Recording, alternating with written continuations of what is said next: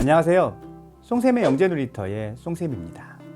영재성의 발현은 대부분 조기에 이루어집니다. 물론 여러 가지 이유에 의해 아이의 재능이 뒤늦게 나타나는 경우도 있지만 그 경우도 자세히 살펴보면 뒤늦게 발현되었다기보다는 발현을 인지하지 못하고 지나쳤다 보는 것이 정확할 것입니다.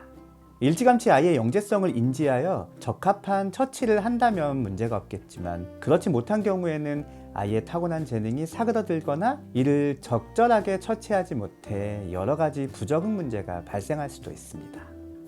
이에 오늘의 사랑방에서는 아이의 영재성을 조기에 인지하지 못하게 되는 이유가 무엇인지에 대해 이야기해 보려고 합니다. 자, 그럼 지금부터 저와 함께 오늘의 사랑방으로 들어가 보실까요?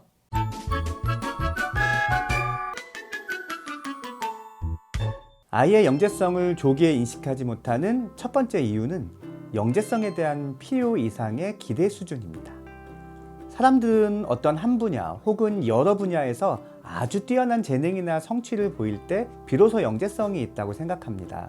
하지만 영재성에도 정도에 따른 차이가 있습니다. 상위 0.01% 정도의 아주 뛰어난 고도 영재도 있지만 상위 5에서 10% 정도 성취를 보이는 일반적인 재능아, 영재아가 확률적으로도 더 많습니다.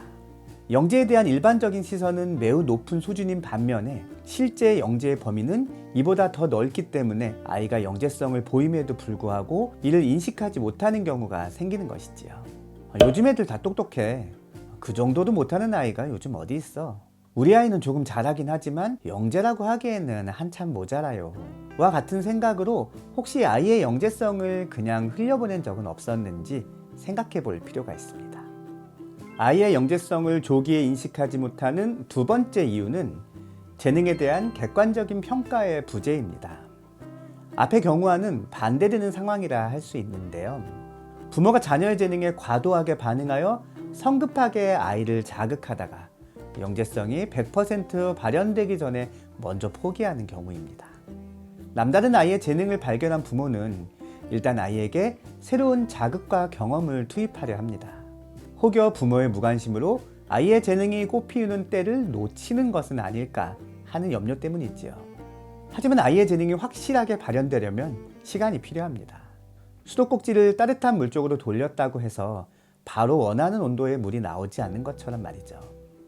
아이의 속도를 캐치하지 못하고 너무 성급하게 투입을 결정한 부모는 아이가 끓어오를 때까지 기다리지 못하고 너무 성급한 결론을 내립니다. 우리 아이가 영재인 줄 알았는데 아니었나 보네 하고 말이죠.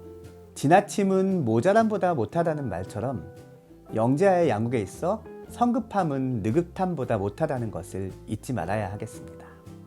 아이의 영재성을 조기에 인식하지 못하는 세 번째 이유는 새로운 환경에 따른 혼란을 주변에서 적절하게 대처해주지 못하는 것입니다.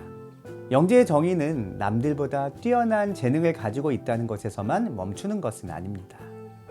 이러한 뛰어난 재능이 독특한 학습 특성을 낳게 되므로 차별화된 별도의 교육이 필요하다는 것에 방점이 찍혀야 하지요. 그래서일까요? 초등에 비해 교육과정이 비교적 자유로운 유치원이나 어린이집에 다닐 때는 큰 불만이나 부적응의 모습을 보이지 않았던 영재들은 초등학교에 입학하면서부터 어려움을 겪기 시작합니다.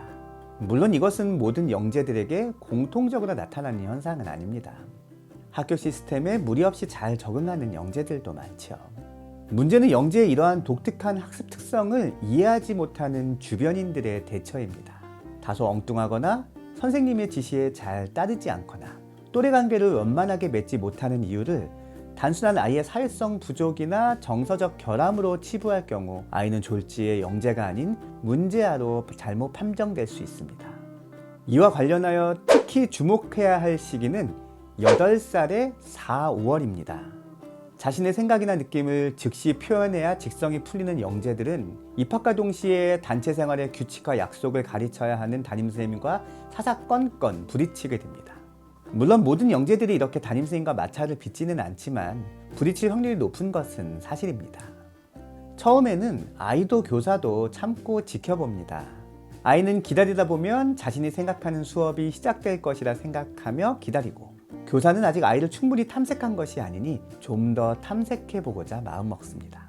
문제는 이러한 탐색이 끝나는 4, 5월입니다. 아무리 기다려도 자신이 원하는 수업이 나타나지 않을 것이라 생각한 아이는 본격적인 저항을 시작합니다. 저항이 본격화되면 아이의 태도에 대해 반신반의했던 교사도 더 이상 봐주지 않겠다 마음먹게 되면서 본격적인 마찰이 시작됩니다. 그러므로 8살 4, 5월경에는 학교에 대한 이해가 부족한 영재와 영재에 대한 이해가 부족한 교사로 인해 큰 마찰이 생기지 않도록 세심한 주의가 필요하겠습니다. 오늘은 아이의 영재성을 조기에 인식하지 못하는 이유에 대해 알아보았습니다. 첫째, 영재의 커트라인을 너무 높게 생각하면 아이의 재능을 과소평가할 수 있다. 둘째, 영재가 미처 재능을 다 보이기도 전에 부모가 먼저 실망하거나 포기하면 재능을 온전히 확인할 수 없게 된다.